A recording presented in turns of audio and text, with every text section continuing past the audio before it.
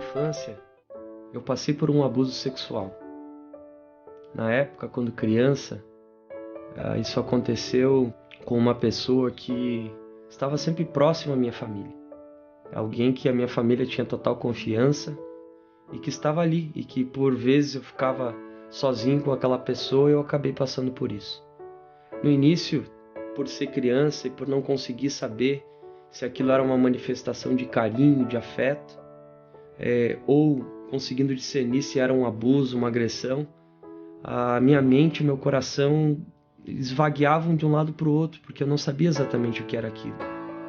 Só que à medida com que o tempo foi passando, o que vinha sempre ao meu coração, o que vinha sempre à minha mente, à minha consciência, era uma profunda vergonha de tudo aquilo que tinha acontecido. E eu nunca procurei ninguém para esclarecer essa história, nunca procurei ninguém para poder compartilhar esse sofrimento, essas dores, até porque era tanta vergonha que eu tinha, que essa vergonha começou a se tornar em raiva. Então eu tinha alguns planos de alguma maneira acabar com a vida dessa pessoa. Eu tinha vergonha de mim mesmo, do meu corpo. Então eu já não sabia mais o que eu tinha me tornado depois daquilo. E isso por muito tempo povoou a minha mente, o meu coração, principalmente na época da adolescência. Isso me doía muito. E como é que eu fiz para superar isso? O fato é que eu tentei de alguma maneira abafar ou procurar uma fuga para esse sofrimento em vários lugares, em várias questões.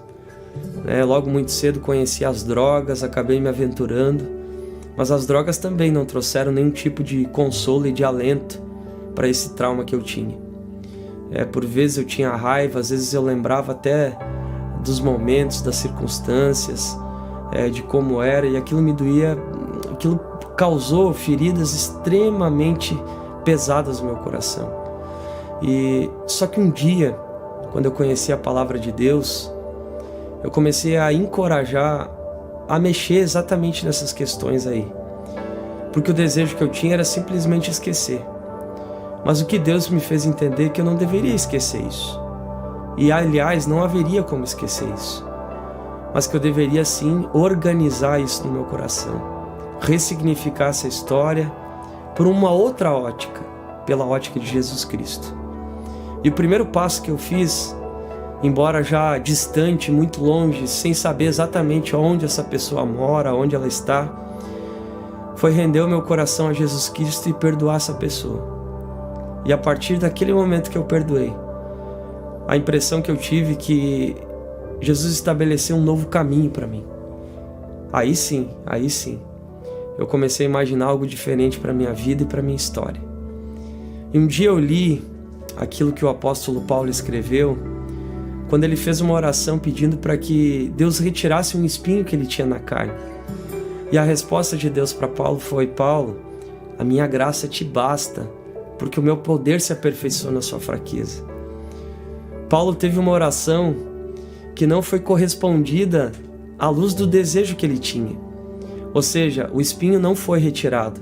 Aquilo que Paulo gostaria que fosse retirado não foi retirado. Mas o que Deus disse a Paulo, ele disse o seguinte, que a graça faria com que ele suportasse a dor daquele espinho. O fato é que as memórias às vezes continuam vivas, mas hoje eu já não sou mais refém daquelas memórias. Eu sei de tudo o que aconteceu e quão difícil foi ter passado por tudo aquilo. Mas hoje eu posso dizer que Jesus estabeleceu um novo caminho para mim, e essa história hoje é uma ferramenta para poder gerar vida em tantas pessoas.